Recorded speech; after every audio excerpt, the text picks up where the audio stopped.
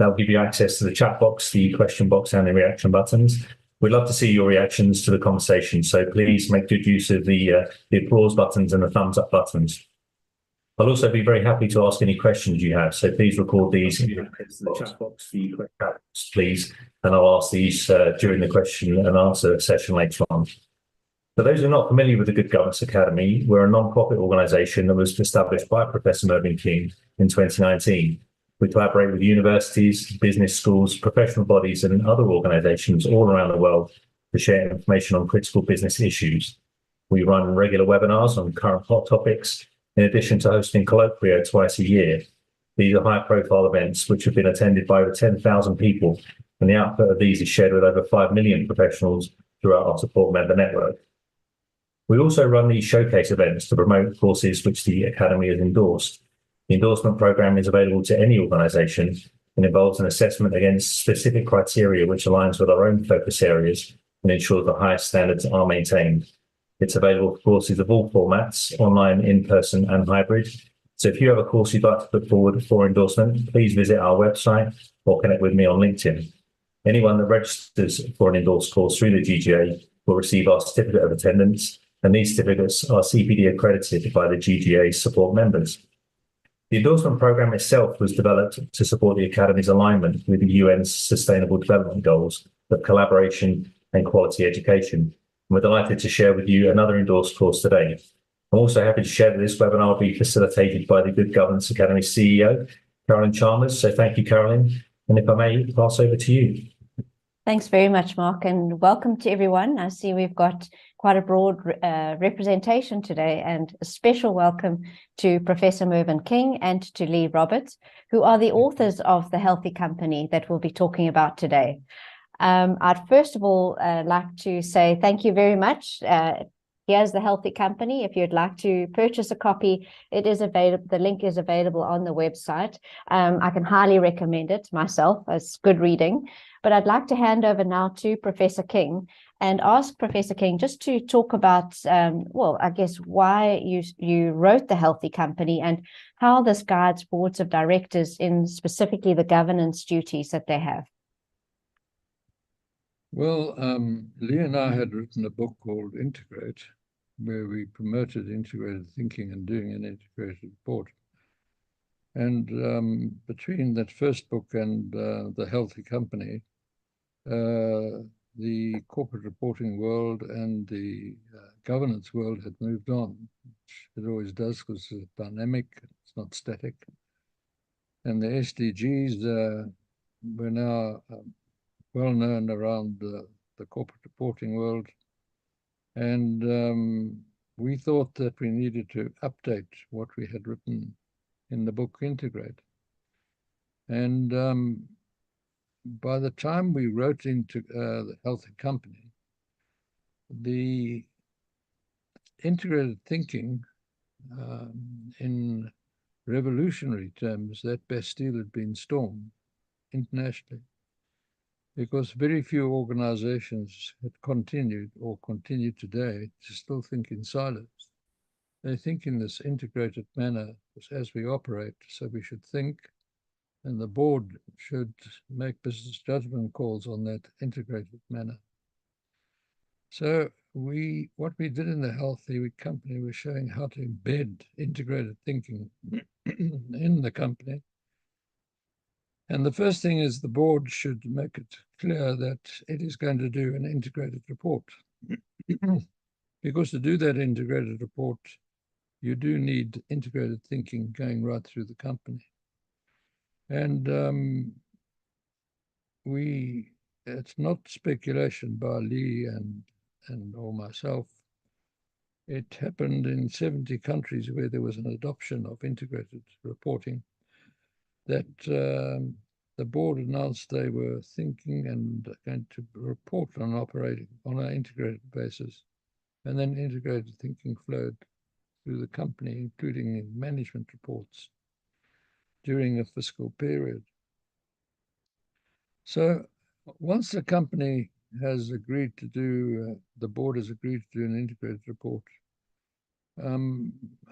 one of the things we point out, they should review their business model.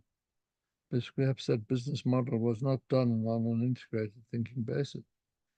And but to apply one's mind as to see how the company makes its money, how it makes its product, you need to look at it through the three prisms of sustainable development, namely the economy, society, and the environment. So you have a re-look at your business model, and you need to ask the question, when the board makes a business judgment call, is it a unified mind? In other words, are they all thinking the same about the key risk indicators, the key performance indicators, the purpose of the business of the company? What are the value drivers of the company? And I always give the example, and we give the example in the Healthy Company, of FedEx. When it started, it said its value was, and its driver of the business was reliability, because if we're not reliable in delivering parcels and documents, well, you're not going to have a very successful business. So the board needs to be of one mind when thinking about what are the value drivers. And so that needs an offline discussion by the board. And then the board comes back and applies that collective mind to the business judgment issue, which they've got to decide and make a decision in the long-term best interest of the health of the company, not as company boards did for over 100 years in the best long-term interest of one stakeholder, namely the shareholder. So agenda items also changed during that period. Because of integrated thinking, a lot of boards had on their agenda the stakeholder relationships, because stakeholder relationships are absolutely critical. And the board needs to be informed of what are the needs, interests, and expectations of your stakeholders, not that you fulfill them, which is a connotation given to stakeholder capitalism. That's why I don't like the phrase. Rather, it's inclusive capitalism as opposed to exclusive, which was focusing on the shareholder.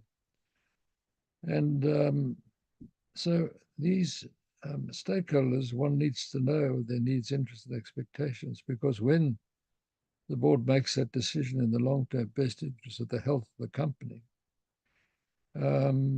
it could be adverse to a particular stakeholder's interests. But the next time when you make that business judgment call, it would be beneficial to that stakeholder. But you do it in the context of having knowledge of your stakeholders' needs, interests, and expectations. And then there's the question of consciousness, that we highlight the question that the company is an incapacitated artificial person that has no mind and has no conscience. I gave a talk in Australia, which was broadcast on the Australian Broadcasting Corporation, by the Australian Broadcasting Corporation, on the innocent company. Because by definition, once it's an incapacitated person, it cannot do any wrong. The same as an incapacitated individual cannot be charged criminally because they have no intent. A company cannot do any wrong by definition because it's incapacitated. And the company starts thinking and operating through its leaders, namely its directors. And directors' duties of good faith, care, skill, and diligence come from the 19th century into the 20th century, when there was nothing at that time written about the duties of directors.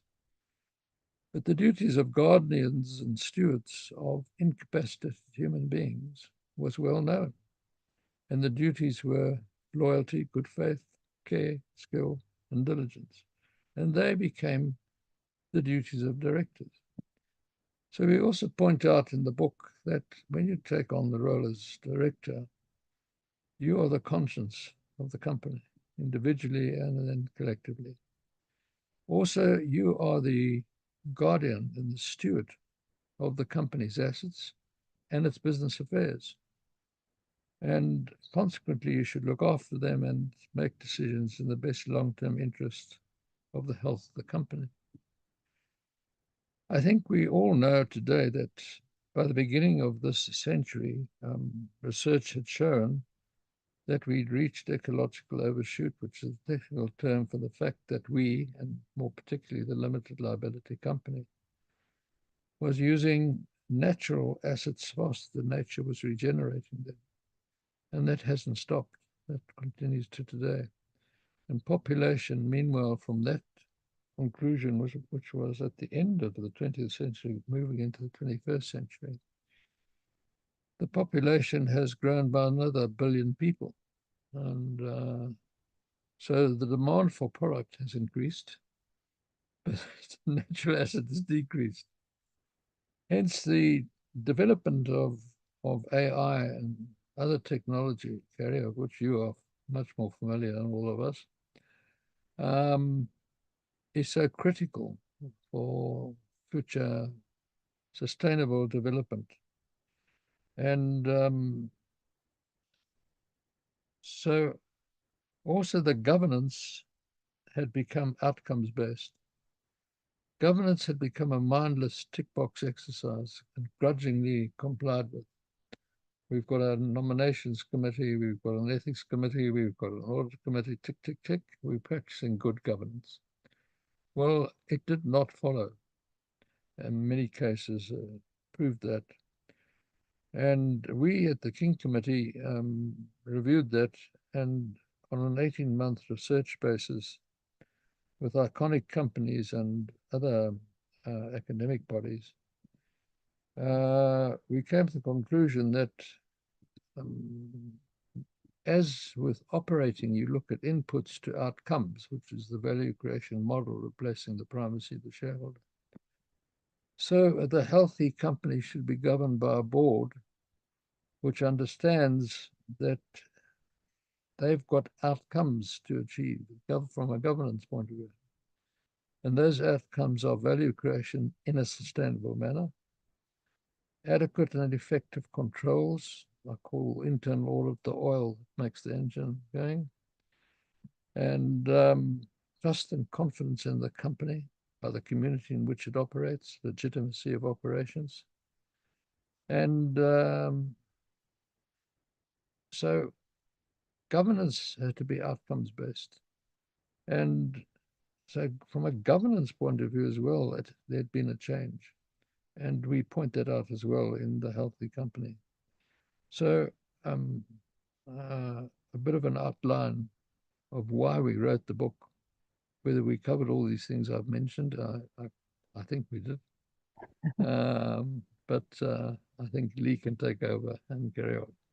Thank you, Prof. King. Thank you so much for that introduction to the book and to Healthy Company, and to understand that it comes from the book Integrate, which is really great. So I think this gives an update. And Lee, maybe you can start off by telling us why the update from Integrate to the Healthy Company. And then Prof. King mentioned a lot about integrated reporting. Maybe you can give us a little bit more insight in integrated reporting and where it's going to. Thanks. Yeah, absolutely. And hi, everybody. It's so nice that so many of you joined today. So thank you for your time. Yeah, so your question of why we updated, Carolyn, I think it was decided over a long lunch with red wine, because it's a lot of work to write a book. It's a lot of work.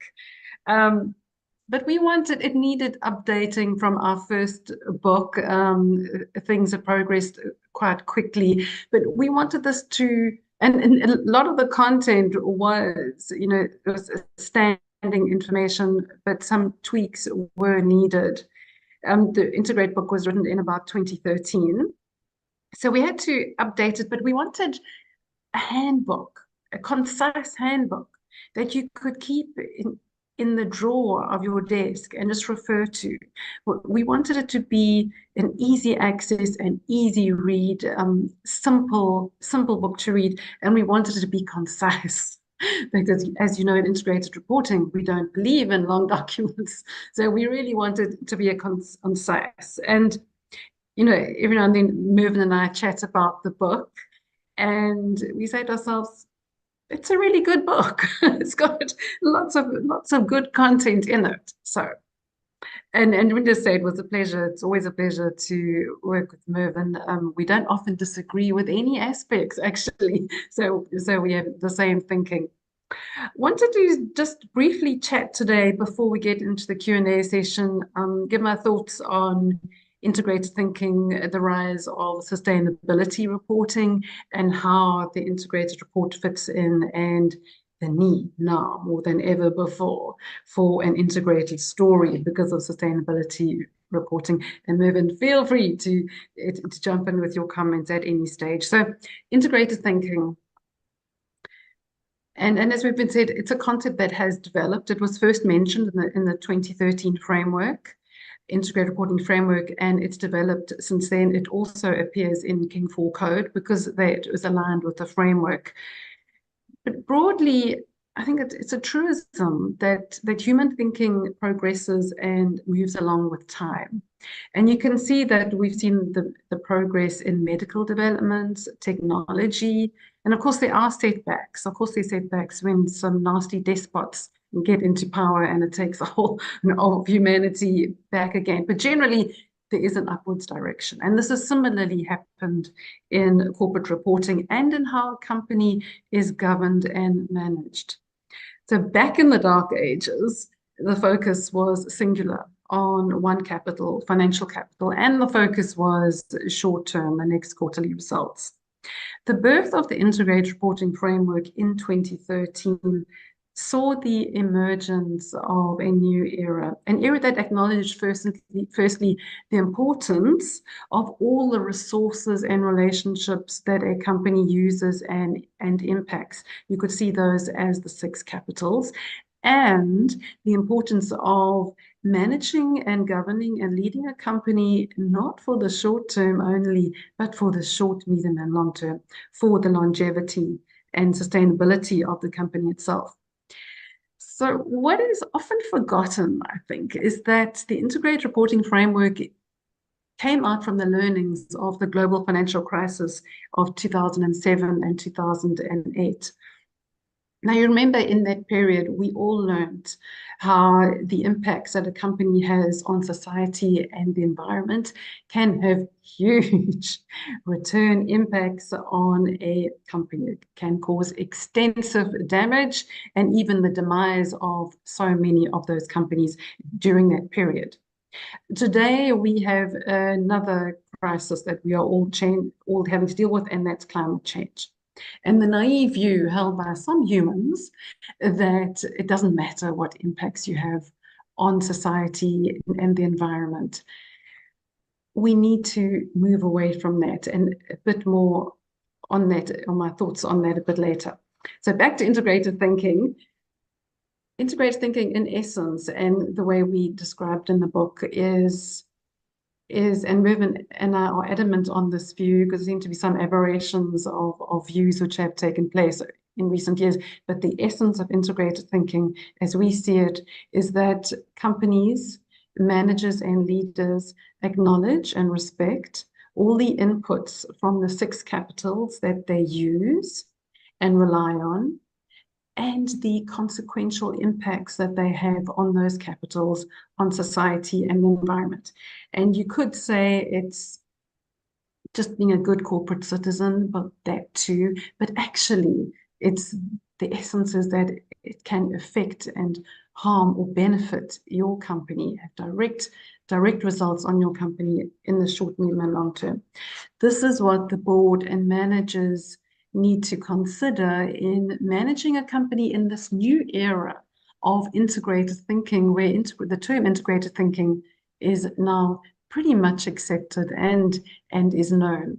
I want to talk about sustainability reporting and its recent rise. It's so interesting to see the different angles that the standard setters come from. And those angles are either voluntarily taken on voluntarily or forced on them. I think that the EU's, the EC's, ESRS, European Sustainability Reporting Standards, I think they've got it right. The standards recognize that the impacts a company has, they matter, they're material to the company, the society and the environment and the region to the EU as a whole. The standards recognize that all key stakeholders warrant respect and they deserve to be fully informed with complete information, and that includes impacts. The ESRS standards are more in line with the King Code than the others, and it's a huge hats off to Mervyn and the King Committee for the enlightened thinking, which is in King 4. So, quick comment on the International Sustainability Reporting Standards from the IFRS Foundation. Now, what's important to remember is that the IFRS Foundation is, in essence, at its heart, a body that looks after the interests of investors. That is the body that releases the international financial reporting standards that are common in 140 countries around the world. So we all use them and we just take them as there.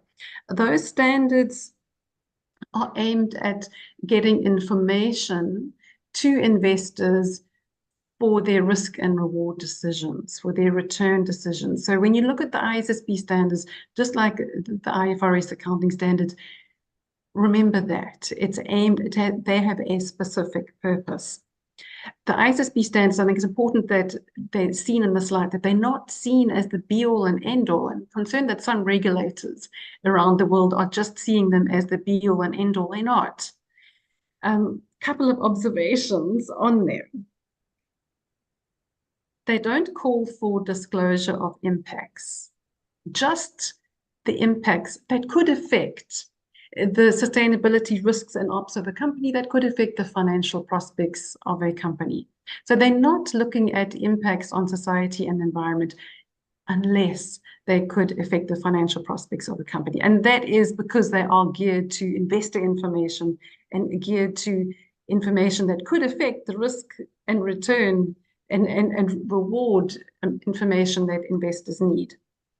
So at the heart of it, I think that is the great weakness. And point one I want to make on that is which impacts won't affect the financial prospects of a company going forward over the short, medium, and long term. I've yet to see one. The second point there is it loses out on integrated thinking. You're looking at not the whole picture, and you're not looking at integrated thinking, and that could take some companies down the road of anti-integrated thinking because they're just dealing with that subset of information. The third point is that some investors do actually want that information. It's not the case that all investors do not care about impacts on society and environment. I think many of them still remember what the global financial crisis did to us. And final point on the ISSB standards is that they are a useful baseline, a global baseline, but you have to layer on the GRI and impacts and the ESRS information on top of it. They cannot be seen as one and done, the be-all and end-all. Carolyn. Thanks, Lee. That's very, very insightful. And I'd like to ask Prof. King's impression of this, because it's that concept of sustainability reporting being both the impacts of, as you say, environment and society on the organization's financials, and the risks, the sustainability risks and opportunities associated with that, but also the organization's impacts on the environment and society, which people talk about circular economy, etc., will certainly come back on the organization in some form or the other in the closed circle that we live in.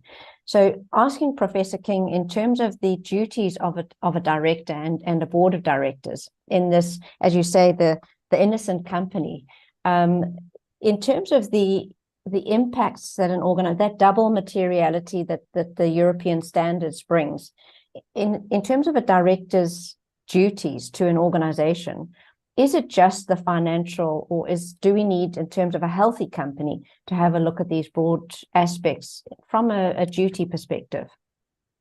The simple answer to you is it's not only the financial aspects. What is critical is an appreciation And I was there personally at the turn into the 21st century.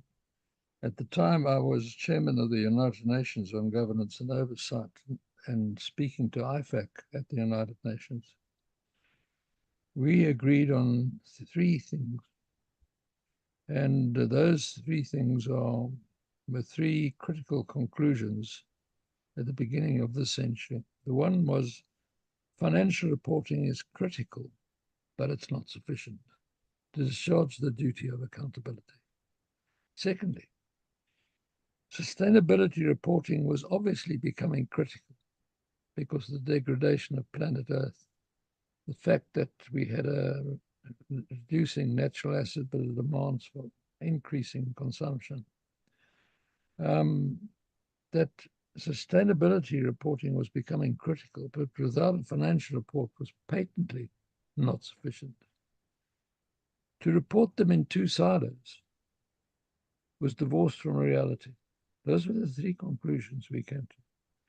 Because the non-financial and the financial statements and the off-balance sheet ESG issues don't operate separately. These are integrated 24/7 operationally. And so you should think on an integrated basis and you should report on an integrated basis.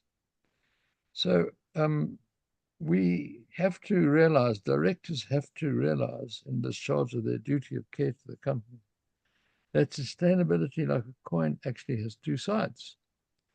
It has decided how the company produces its product, and in doing so impacts on those three critical pillars for sustainable development. But at the same time, those three critical pillars for sustainable development are impacting on the company. So from a social point of view, I think the pandemic was the greatest example of social impact on companies around the world. The collapse of Lehman Brothers economically had a huge impact on companies around the world, their balance sheet, their operating performance, etc. And from an environmental point of view, we know that companies operated on a basis that as long as their bottom line increased, even though it was being subsidized by society and the environment throughout the 20th century, the company was successful with increased profit, increased dividends, increased share price. Well, no matter how you got there, it couldn't be. So today, the board has to apply its mind to not only how much money has the company made, but how has it made that money? How has it made its product? And what are the impacts inside out and outside in?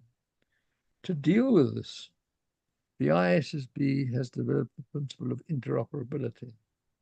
Interoperability accepts, in my view, that their standards do not cover both outside in, but inside out is something the GRI, other people deal with.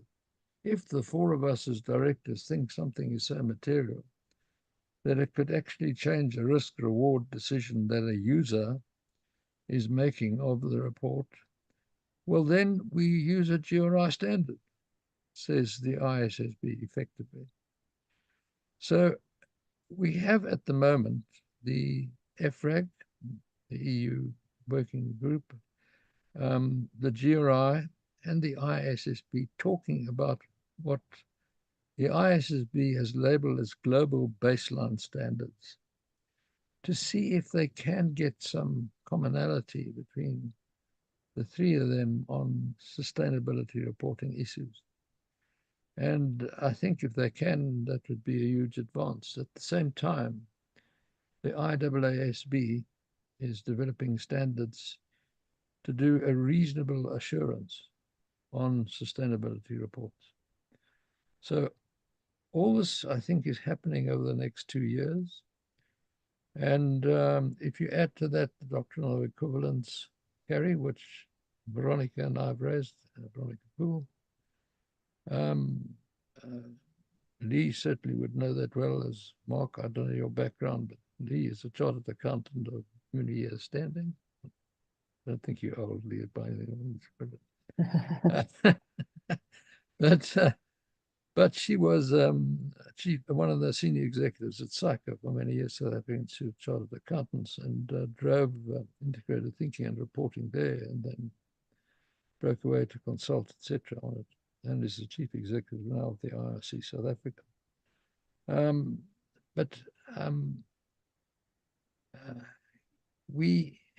We have to, as the 4 directors, if there is something material, and I'm going to give it a general definition because there's so many we can talk about. We've done some interesting FAQs now at the IRC.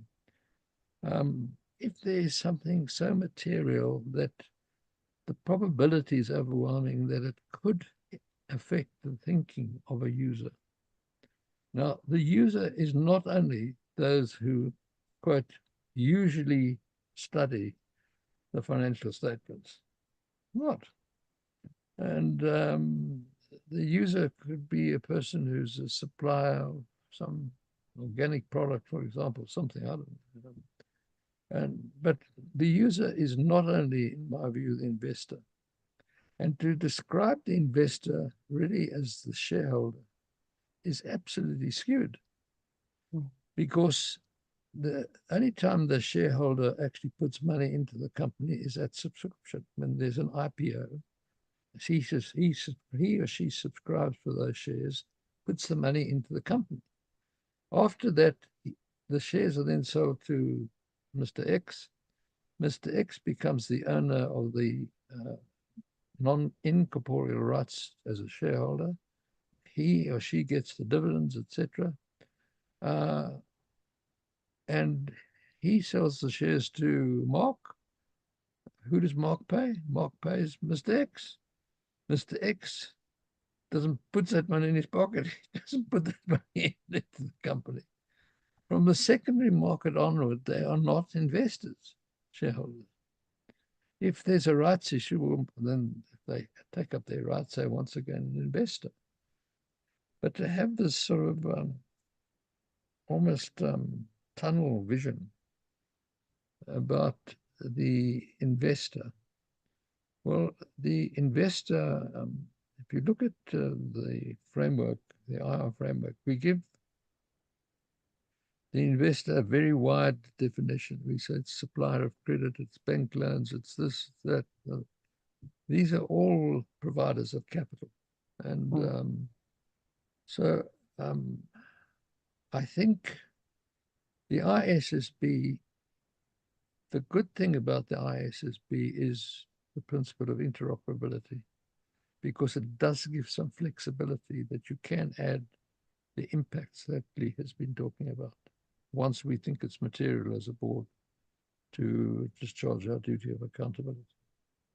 Thank you. So a healthy company considers this, yes, the ISSB standards as a baseline, but it shouldn't be the only consideration. Certainly considering impacts as well. To, as you said, it's good but not sufficient. The one report and the other report, and maybe to Lee. We've got these 2 reports that, you know, there's a sustainability report and there's the financial statements, and certainly under the IFRS, which stands for International Financial Reporting Standards, you've got now the integrated reporting framework under that umbrella, where you have the IASB, International Accounting Standards Board, and then you have the ISSB, the International Sustainability Standards Board. And now you have the integrated reporting as well. But we saw a point in time that the IASB was issuing a management commentary that included some aspects of this integration, whereas up until now, we've only had the integration happening at that board level. So what is your sense in terms of the future of the management commentary bringing integration versus the integrated report at a board governing body level commentary? Well, it's quite a complicated argument or discussion. I think that the management commentary was a practice note brought out by the IASB. The original one came out about 10 years ago, I think, and then they updated it a few years back with an exposure draft on the management commentary practice statement that they called for public consultations on that. Nothing has happened since then. And I think, remember, that came out before the ISSB standards. So the exposure draft came out before the ISSB standards. So it is already out of date. So now the IFRS Foundation own these two documents, frameworks. So the IASB owns the management commentary, practice statement, exposure draft, and the IFRS Foundation as a whole now owns the integrated reporting framework. You recall there were a couple of mergers that the IIRC and SASB joined forces into the VRF, and the VRF fell into the IFRS Foundation. They are dealing with these two statements. I think that things will play out over the next 2 years, and when they start their integration in reporting project. Now, the agenda consultation by the ISSB last year, they gave 4 different projects, and they said to the market, well, which ones of these would you like us to focus on for our technical agenda for the next 2 years? They have now decided. So last month they came out and said that they will be doing biodiversity and human capital, and that the integration in reporting project where those 2 documents would come in is likely, well, not paraphrasing, but reading between the lines, is likely to happen. But I think definitely not in the next 2-year period, because they'll be focusing on biodiversity, coming up the standard there, and human capital. So we kind of like in abeyance with these 2 documents, but most importantly, and what was so encouraging for the integrated reporting community was that both boards reiterated their support and for the continued adoption of the integrated reporting framework for high quality reporting. So that was just a wonderful nod to say, carry on as you are. So we all are. And I think it's important for the IR community in the next 2 years, in this 2-year period, to really show how the ISSB standards, as well as other sustainability reporting standards, can fit within the overall corporate reporting suite of a company.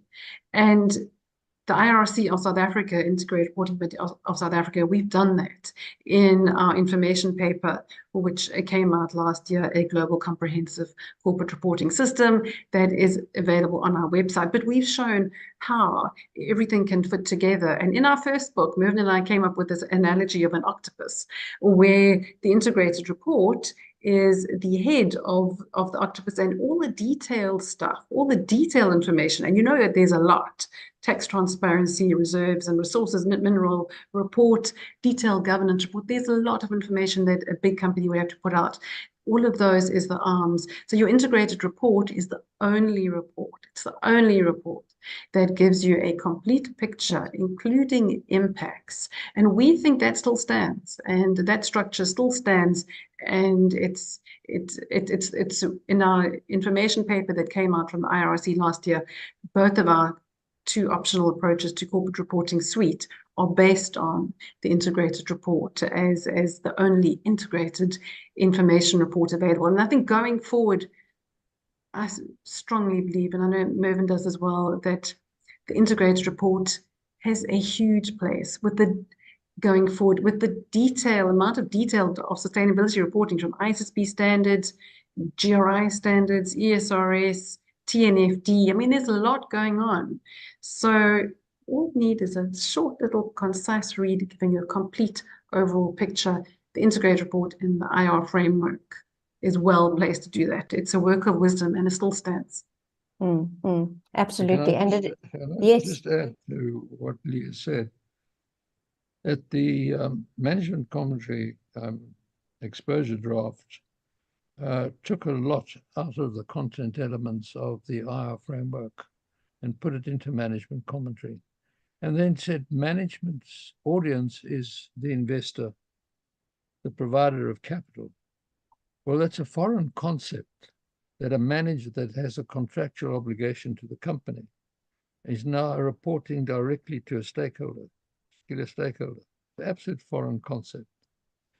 And the financial statements following the IASB standards and the sustainability report following the IASB with interoperability, both are approved by the board. Now, the board is the most informed body of persons to know what and how the financial statement, the financials are impacting on the non-financials and vice versa, which they do on a constant basis daily. And in an integrated report, that's covered by the questions asked in the content elements. And you get this helicopter view of what's happening in clear, concise, and understandable language, not in the jargon we have developed in financial reporting and in sustainability reporting. Clear, concise, and understandable language. And so many international institutional managers have said to me that they read the integrated report first, and from that, they can see the quality of the board and the quality of management because of the thinking comes through. And the other thing is that you'll have an integrated report which is approved by the board. So from a global comprehensive corporate reporting framework, the IFRS now has in its toolkit all the aspects to create this global comprehensive corporate reporting framework. You've got the IFRS standards, which are accepted in 150 countries, plus minus. You're going to have the ISSB, I think, being followed in most of those countries. And with interoperability, I think you've got a lot of flexibility, but both approved by the board, and then an integrated report, which is approved by the board. Add to that in South Africa, not even 1% of companies, when we follow the IASB standards here, do the management commentary as it exists. In Australia, it's not even 6%. So you can go through every country that follows the IASB standards. They're not doing a management commentary. So they would make that voluntary.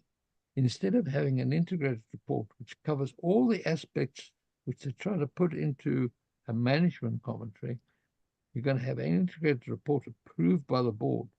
So now you have an ecosystem of reporting, 3 lots which are approved by the board, and the one which brings the 2 together. And I think the IFRS really has the toolkit to create this global comprehensive corporate reporting system, as long as they don't mess it up. Good. As they have all the tools, they need to get it right now. I've got a question here from Karen. It says, different departments within a company may have a silo approach when addressing sustainability, the actual departments. So this is kind of the integrated nature. So she's asking, how can organizations successfully implement a cultural shift of collaboration and transparent integrated thinking reporting, even with limited resources? How can they go about doing that, Lee? You've dealt with companies over and over on their integrated reports and helping them improve their integrated reports. You sit on as a judge on many integrated reports in the IRC, the Integrated Reporting Committee of South Africa. That's one of the functions of being a corporate member of the IRCSA, is that they can get access to your technical guidance and the technical guidance of the team there.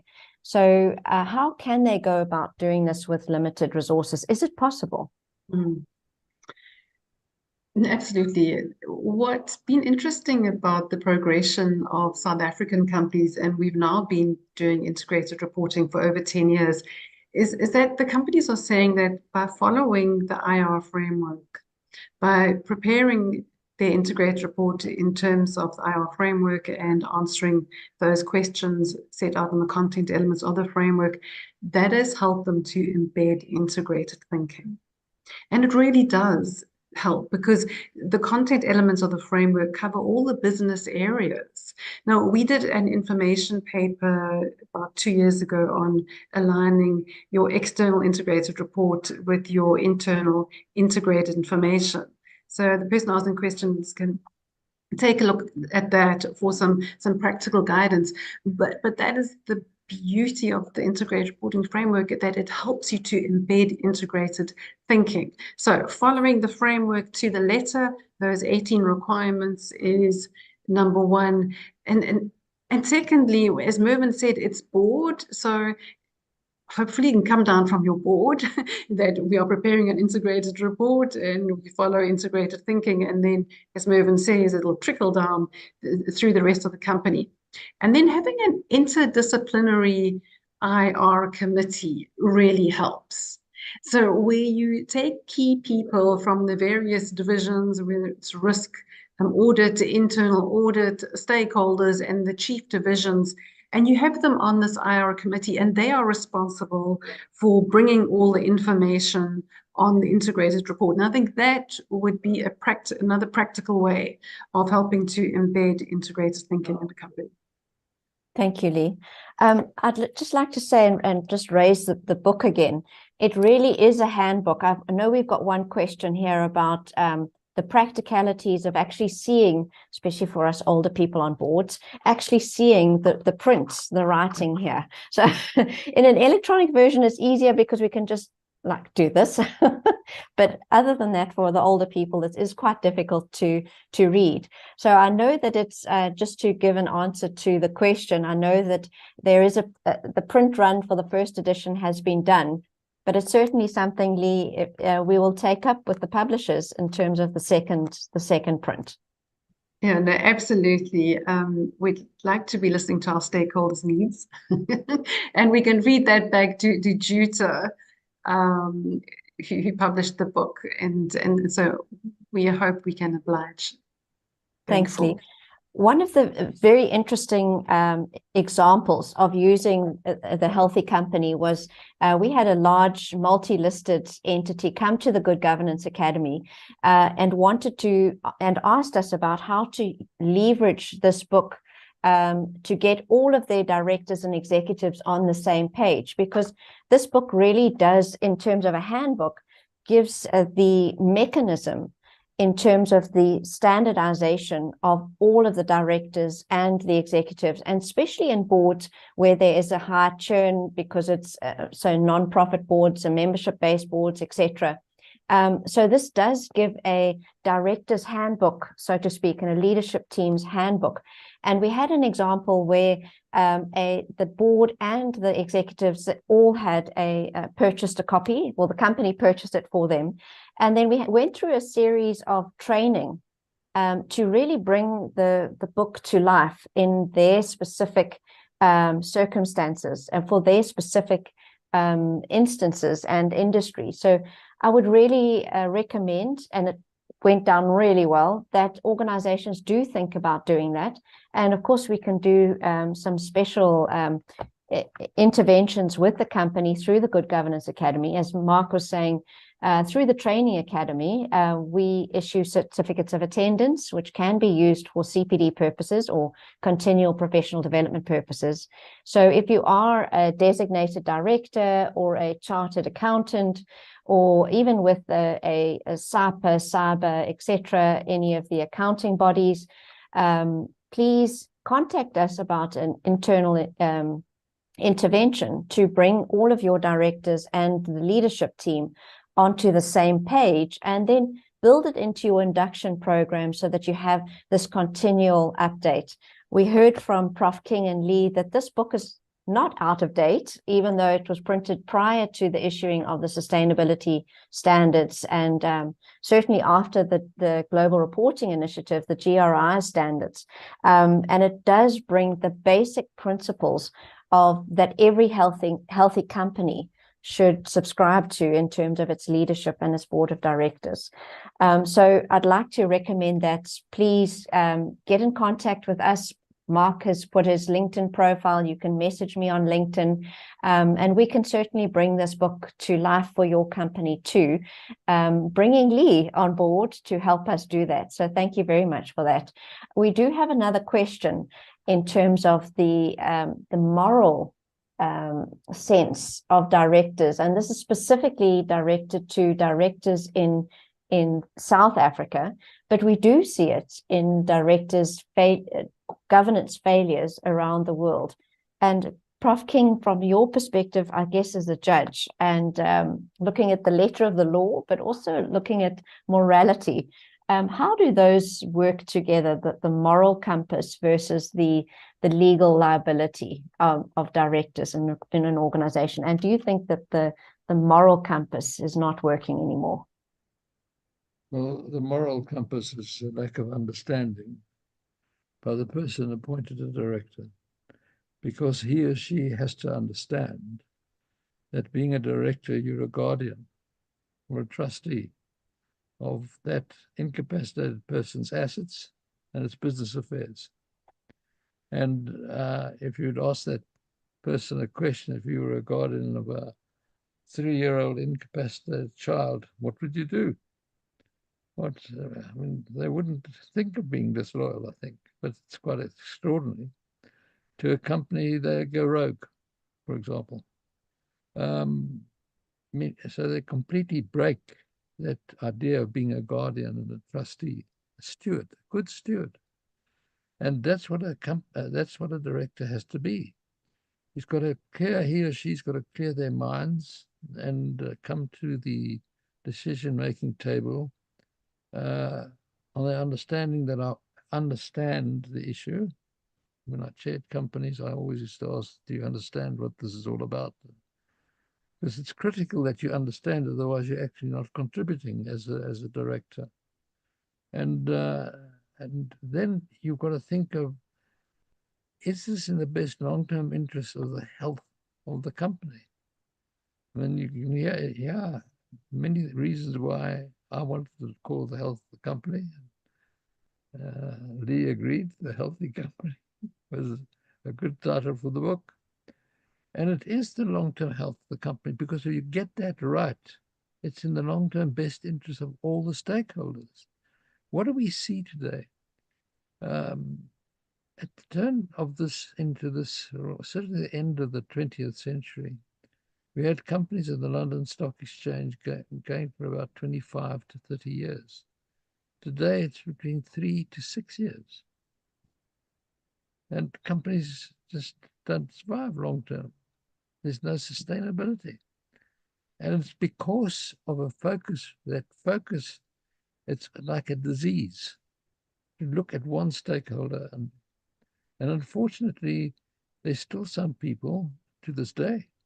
There's a movement certainly in the US to say this worrying about off-balance sheet ESG issues, nonsense. We've got to think just of profit. As long as it's not deceitful, as long as you're not acting illegally, fine. Even though you're having an adverse impact on society and the environment, it's fine. Well, I'm afraid you're not going to, then that person's great-grandchildren are not going to have an existence, because we won't have a planet. As simple as that. And the other understanding is, and when I lecture this, especially to PhD or senior students, I asked them the question, how did this concept of this company come about, this artificial person? And it came about because wealthy families didn't want to be owners of businesses anymore, because when they failed, they were still liable to the creditors and the employees, etc., etc. And it was intellectual thinkers of that day, Lord Gladstone, etc., said, why don't we create an artificial person? And it will have limited liability. You put the capital in at the beginning, and you've got no further liability. So as a shareholder, you've got no duty or responsibility to the company.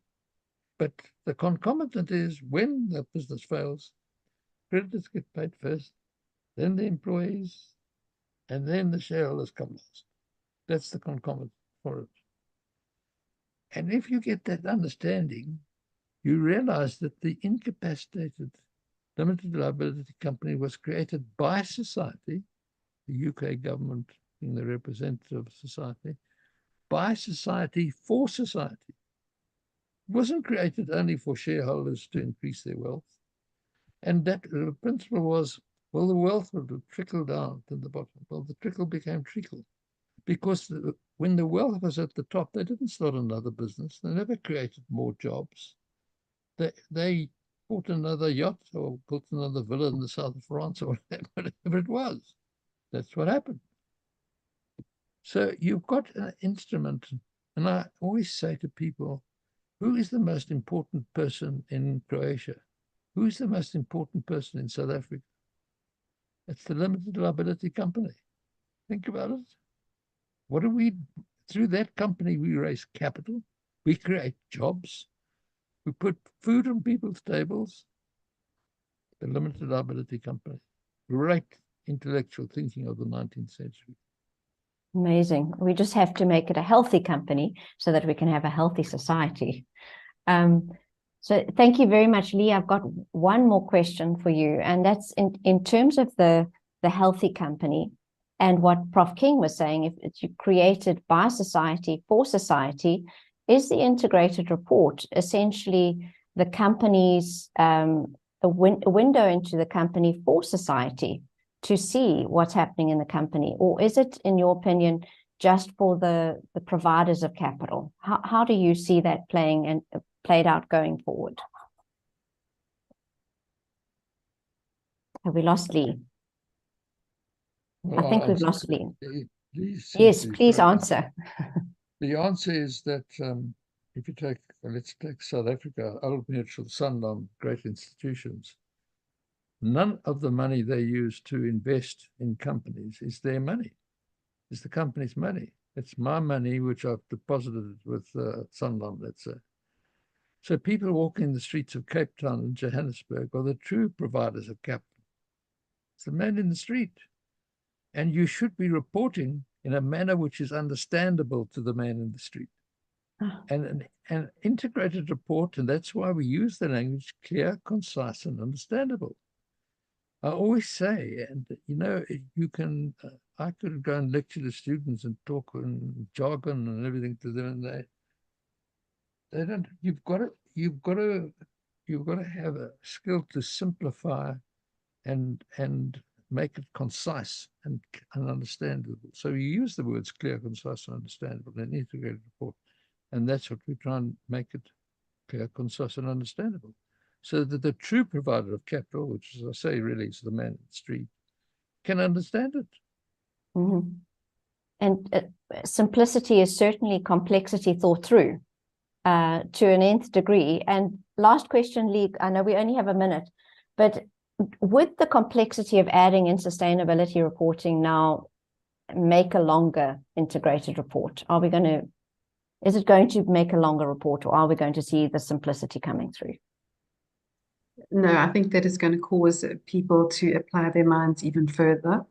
The sustainability standards can bring in more quantitative information, whereas some of their impacts may have been qualitative. The overall rule when preparing and presenting your integrated report is to follow the IR framework, follow the 18 requirements of the framework to determine what content goes into that integrated report to answer all of those content elements. That is the overall guiding principle. Doesn't matter what's coming in and different material divisions, definitions of the underlying, it's following the framework is how you prepare your integrated report. It should be more simple. Great. For preparers, as long as you have that golden rule. Lovely. Thank you very much, Lee. Mark, thank you for giving us this opportunity today. Are there any last things you'd like to say to wrap up?